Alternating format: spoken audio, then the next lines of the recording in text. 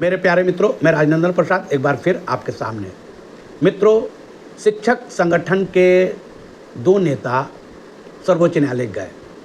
किन परिस्थिति में गए, क्यों गए, क्या सोच के गए, ये कहना बहुत मुश्किल है, क्योंकि ऐसी कोई जानकारी भी नहीं है कि उन लोगों ने कब बैठक की, किन लोगों के साथ बैठक की और क्या सोच के गए। खैर, गए और निर्णय आपके सामने है। श्री ब्रजवासी जी और श्री पप्पू जी दोनों अच्छे लोग हैं, इसमें कोई दो राय नहीं, क्योंकि उनकी भूमिका माननीय पटना उच्च न्यायालय में भी रही है। उन लोगों के ही कारण माननीय उच्च न्यायालय ने जो आदेश दिया, मैं मानता हूँ, लेकिन उन लोगों को अभी ग्रीष्मावकाश में शायद नहीं जाना चाहिए था। ग्रीष्मावकाश में कोर्ट में दबाव ज़्यादा होता है और वे जल्दी जल्दी थोड़ा निपटारे करने के मूड में भी होते हैं। अब कोर्ट एक दो दिन में खुलने ही वाला था। इस वक्त अगर खुलाया जाता तो शायद उनके सभी वकील मौजूद होते और रूपरेखा एक नए रूप में तैयार होती, शायद शिक्षकों के लिए बेहतर होता। खैर, जो होना था वो हो गया। कोर्ट ने 3 लाइन का ऑर्डर दिया। पहले लाइन में उसने लिखा कि आप लोग का केस आज सुना गया, इस केस में कोई मेरिट नहीं है, इसलिए इस केस को खारिज किया जाता है। बस यही 3 लाइन का ऑर्डर है। पर दुख होता है कि सोशल मीडिया और समाचार पत्रों में अन्य शीर्षक के साथ न्यूज़ छपा। मित्रों, खैर, न्यूज़पेपर में एक दिन ही आया और वो आया गया, आराम हो गया, लेकिन सोशल मीडिया पर बोलने वालों की बाढ़ लग गई है। जिसे जो समझ में आ रहा है बोले जा रहा है। दुख इस बात का हो रहा है कि इन लोगों ने पता नहीं केस नंबर मालूम है, केस का जो ऑर्डर हुआ वो मालूम है, कोर्ट रूम में ये लोग बैठे हुए थे, कोर्ट ने जो कहा वो इन लोगों ने कहाँ तक सुना और कोर्ट ने क्या बोला, ये रहस्य का विषय इन लोगों ने बना दिया है। तरह तरह की बातें आ रही हैं। कोर्ट ने कहा, इन लोगों के जुबानी जो लोग सोशल मीडिया पर बोल रहे हैं, वे लोग बोल रहे हैं कि कोर्ट ने कहा कि शिक्षकों का स्तर बहुत गिरा हुआ है, बिहार में शिक्षा व्यवस्था चौपट हो गई है, शिक्षकों को सक्षमता देना है तो दें, अन्यथा नौकरी छोड़ दें। यहाँ तक कोर्ट का नाम लेके ये लोग कह रहे हैं कि शिक्षक ऐसे बहाल हो गए हैं जिन्हें छुट्टी का आवेदन अगर लिखना पड़े तो वे लोग छुट्टी का आवेदन भी ठीक से नहीं लिख पा रहे हैं। इन मास्टरों को कैसे बहाल कर लिया गया, तरह तरह की बातें। ये लोग फर्जी शिक्षक बहुत सारे हैं, पता नहीं किस स्कूल किस यूनिवर्सिटी की सर्टिफिकेट इन लोगों के पास है, ये जानना बड़ा मुश्किल है। कोर्ट रूम में जो वकील वहाँ मौजूद थे, उन्होंने भी एक लाइन में कहा कि कोर्ट में जैसे ही ये मैटर आया, कोर्ट ने सुना, सुनते उन्होंने कहा कि यह केस सुनने के लायक नहीं है, इसमें कोई मेरिट नहीं है, इसलिए इस केस को हम डिस्पोज करते हैं, रिजेक्ट करते हैं। प्यारे मित्रों, ये दुखद बात है। इस तरह की भाषा का प्रयोग किया जा रहा है और अफवाहें फैलाई जा रही हैं। सबसे मज़ेदार बात है कि ये लोग को हिम्मत कैसे हो रहा है ये बोलते हुए कि बहुत सारे फर्जी शिक्षक बहाल हैं। अरे बहाल अगर हैं भी, इसमें शिक्षकों का क्या दोष है? ये तो विभाग का दोष है। आपने तो देखा TR1 TR2 में कई शिक्षक ऐसे बहाल हो गए जो योग्यता रखते ही नहीं है। इसमें शिक्षकों की कोई भागीदारी है? आपने जो कागज का जांच तक नहीं किया, इतनी हड़बड़ी में है। आपकी हड़बड़ाहट भी समझ में नहीं आ रही है कि आप दनादन बहाल किए जा रहे हैं। कीजिए, अच्छी बात है, शिक्षक की बहाली होनी चाहिए, पर अगर फर्जी शिक्षक बहाल हो रहे हैं, इसका सबसे बड़ा कारण सरकार की गैर जिम्मेवार रवैया है। ये लोग बिना जांच पड़ताल कराए BPSC से चयनित हो रहे हैं। आश्चर्य है कि अब फर्जी शिक्षक, जाली शिक्षक, कम योग्यता वाले शिक्षक BPSC से तैयार हो रहे हैं। मित्रों, किसी का ध्यान नियोजित शिक्षकों के मूल समस्या पर नहीं जा रही है। नियोजित शिक्षक सक्षमता परीक्षा क्यों नहीं देना चाहते हैं, इस विषय पर कोई गहन अध्ययन नहीं हो रहा है। जितनी योग्यता चाहिए उससे ज़्यादा योग्यता नियोजित शिक्षकों में है। नियोजित शिक्षक योग्यता के मोहताज नहीं हैं, वे सिर्फ इस बात से डरे हुए हैं कि 18 साल 20 साल से एक ही प्रखंड में काम कर रहे हैं और मेरा स्थानांतरण बगल के प्रखंड में नहीं हुआ, और आप एकाएक नियम बना रहे हैं कि 3 ऑप्शन दीजिए, 3 चॉइस दीजिए, और जिस जिला में आपकी पोस्टिंग नंबर के आधार पर आपकी पोस्टिंग होगी वहां आपको जाना पड़ेगा। क्यों जाना पड़ेगा? क्या आपने जब बहाली किया 2006 नियमावली, 8 नियमावली, 10 नियमावली, 12 नियमावली, 15 नियमावली, 20 नियमावली में कहीं इसका वर्णन है? आपने दक्षता लिया, पात्रता लिया, तब जाके आपने बहाल किया। बहाल होने के बाद शिक्षकों ने दक्षता परीक्षा दिया, अपनी योग्यता साबित किया।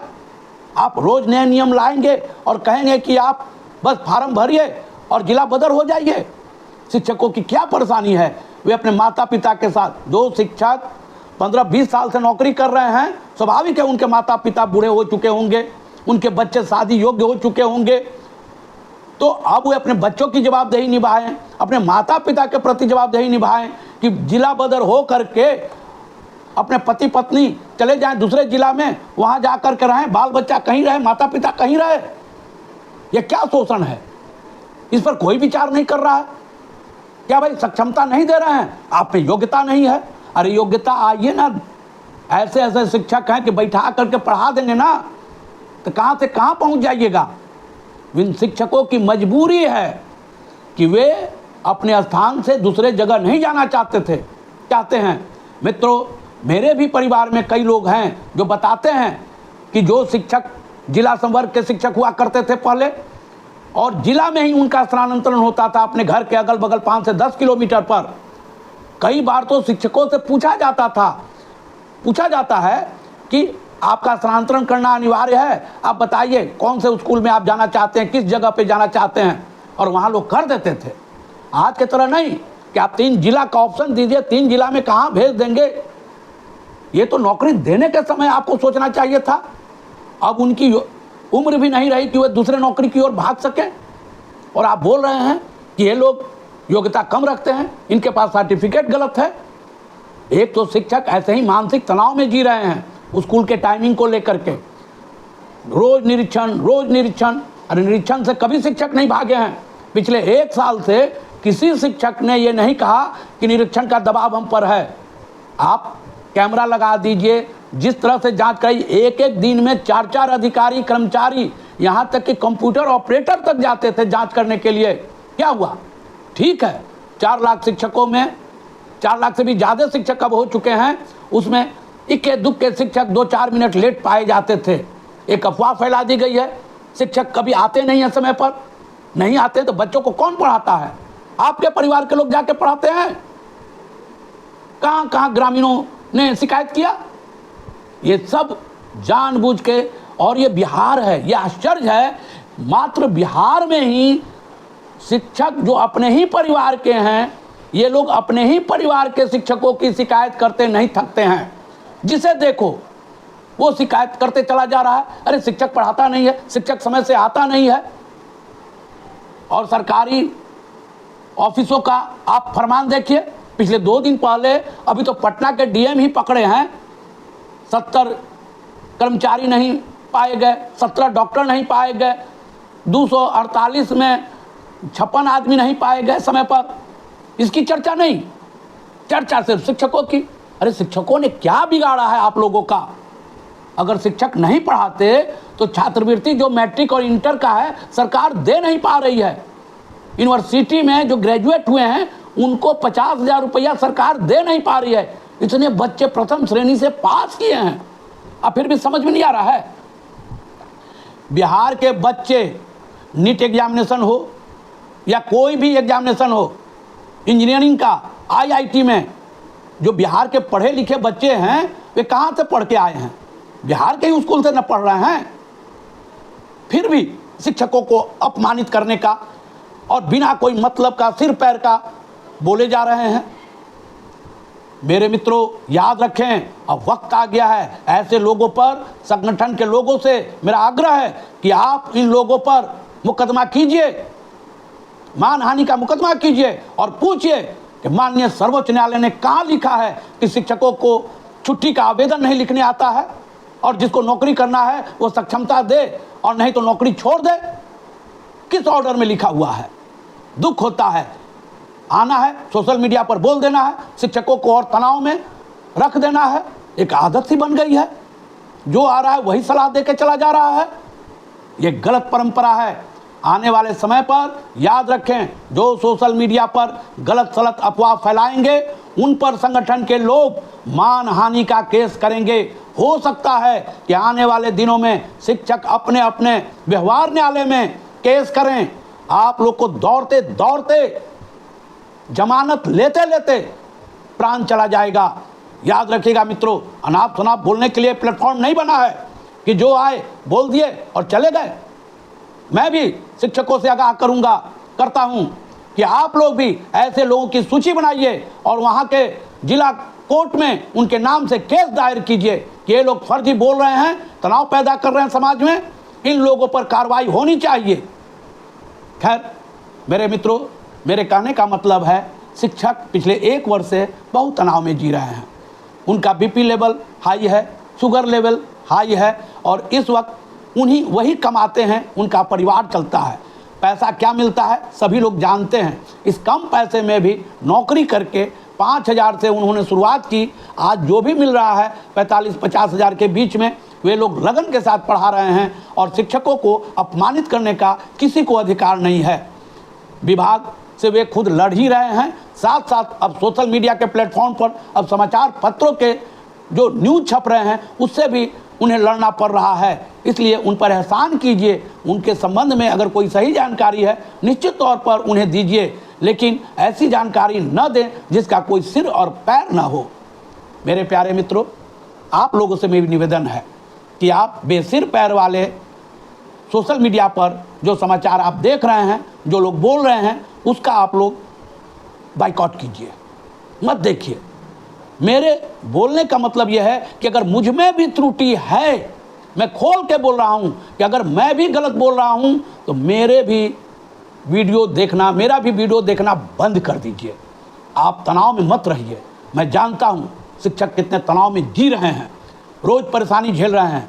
एक तो अटेंडेंस बनाने का लफड़ा अभी चल ही रहा है।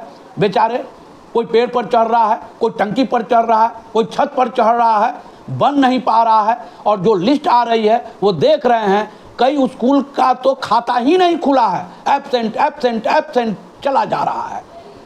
शिक्षक का वेतन बनेगा नहीं बनेगा एक तो अलग समस्या है। फिर भी लोग बेसिर पैर का बोल रहे हैं। शिक्षकों से निवेदन है, आप घबराए नहीं, अटेंडेंस बने नहीं बने अभी 2-3 महीना डरने की ज़रूरत नहीं है। अभी ई शिक्षा कोष में भी कुछ प्रॉब्लम्स है।